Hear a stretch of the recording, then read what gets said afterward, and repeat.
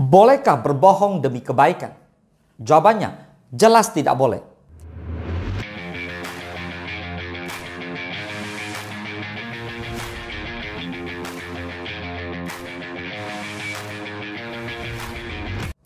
Kita tahu berbohong itu buruk. Tetapi pertanyaannya, bagaimana dengan berbohong demi kebaikan? Nah, saudara, berbohong demi kebaikan bisa juga dianggap berguna. Banyak orang bilang seperti itu.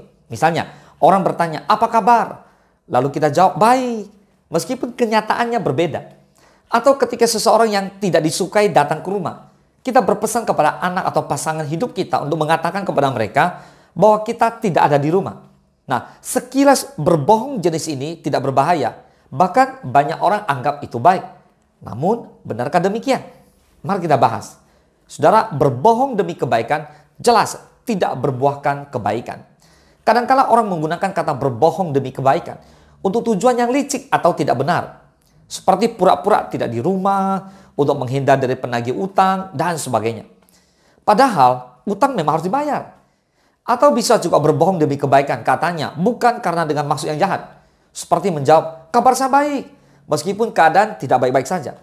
Orang ini mungkin sedang tidak mood, atau tidak ingin menceritakan apa yang dia alami kepada yang bertanya. Nah saudara, tapi muncul pertanyaannya, kenapa sih harus berbohong? Nah mungkin alasannya, supaya tidak ada yang tersakiti. Apalagi dunia secara halus mengajarkan, bahwa sekali-sekali berbohong, ya itu oke sajalah. Kalau berbohong demi kebaikan bisa menjaga hubungan, menghindarkan konflik, dan membuat semua orang merasa oke. Emang apa salahnya?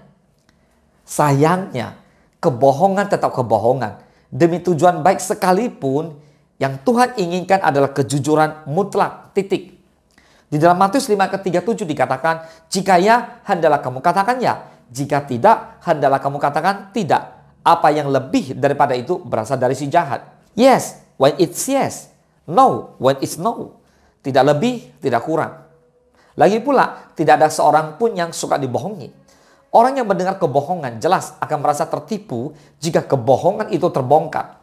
Bagi yang mengucapkan kebohongan, ia akan terus berbohong untuk menutupi kebohongan-kebohongannya. Bisa saja ia merasa tertekan karena terbeban oleh dusta yang ia ucapkan. So, siapapun yang berbohong menipu dua pihak, orang lain dan dirinya sendiri. So, kita perlu berkata jujur karena kita punya Allah yang penuh dengan kebenaran. He is the way, the truth, and the life. Dialah jalan, kebenaran, dan hidup. So, Allah tidak pernah mengajarkan berbohong demi kebaikan. Kebenaran adalah sifatnya Tuhan. Dan oleh karena itu, ia tidak dapat berdusta. Katakan amin. Di Amsal 6 ayat ke-16 sampai ke-19 dikatakan seperti ini. 6 perkara ini yang dibenci Tuhan, bahkan 7 perkara yang menjadi kekejian bagi hatinya. Mata sombong, lidah dusta, tangan yang menumpahkan darah orang yang tidak bersalah, hati yang membuat rencana-rencana yang jahat, kaki yang segera lari menuju kejahatan, seorang saksi dusta yang menyemburkan kebohongan dan yang menimbulkan pertengkaran saudara. So, jelas sekali Amsal 6 ayat ke-16 sampai ke-19 mengatakan bahwa lidah dusta adalah salah satu hal yang sangat dibenci oleh Tuhan. Lalu di Amsal 12 ayat ke-22 berkata seperti ini. Orang yang dusta bibirnya adalah kekejian bagi Tuhan. Tetapi orang yang berlaku setia dikenannya. Nah bahkan salah satu dari 10 perintah Tuhan di Keluaran 20 jelas berbunyi. Agar kita tidak bersaksi dusta. Nah jadi mengikuti Allah artinya adalah hidup dan berkata dalam kebenaran.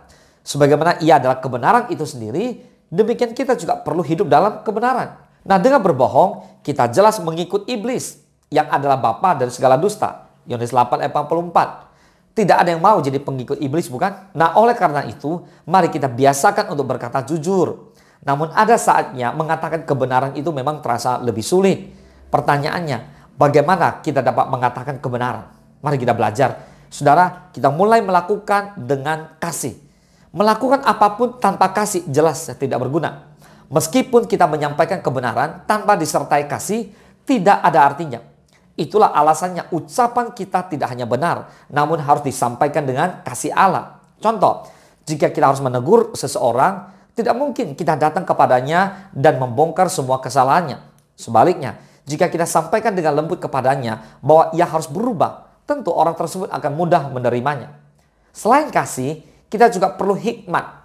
Nah, Amsal 25 ke 11 dikatakan, perkataan yang diucapkan tepat pada waktunya ada seperti buah apel emas di pinggan perak. Wow, kalau hendak berbicara, kita tahu waktu dan keadaan yang sesuai. Jangan sampai muncul konflik yang tidak perlu hanya karena kurangnya hikmat. Nah, sejatinya berbohong demi kebaikan sama halnya dengan berbohong. Tidak ada kebohongan yang berkenan kepada Allah. Allah mau kita untuk berkata-kata dengan kebenaran, kasih dan hikmat. Katakan amin. Nah, di Mazmur 15 ayat kedua dikatakan, yaitu dia yang berlaku tidak bercela, yang melakukan apa yang adil dan yang mengatakan kebenaran dengan segenap hatinya.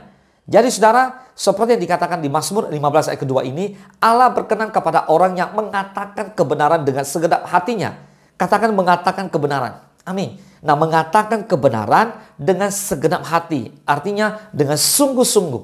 So, mari kita jauhkan kebohongan dari hidup kita. Dan kenakan kebenaran dalam hidup kita sehari-hari. Saudara, berbohong atau berdusta adalah perbuatan yang bertentangan dengan firman Tuhan. Bohong atau dusta adalah salah satu dosa lidah yang sangat berbahaya dan harus dibuang jauh-jauh dari kehidupan orang percaya. So, sebagai orang percaya, kita harus menjaga lidah kita dari ucapan-ucapan yang menipu. Jika tidak, kita bukan hanya menjadi batu sandungan bagi orang lain, tapi juga mempermalukan nama Tuhan. Berhati-hatilah, bohong atau dusta adalah dosa yang mengikat. Sekali orang berani berbohong, ia akan cenderung untuk terus berbohong dan akhirnya bisa menjadi suatu kebiasaan. Bertobatlah, jangan pernah berbohong, apalagi berbohong kebaikan. Itu sama saja dengan berbohong. Yang ngerti katakan amin. Tuhan Yesus memberkati.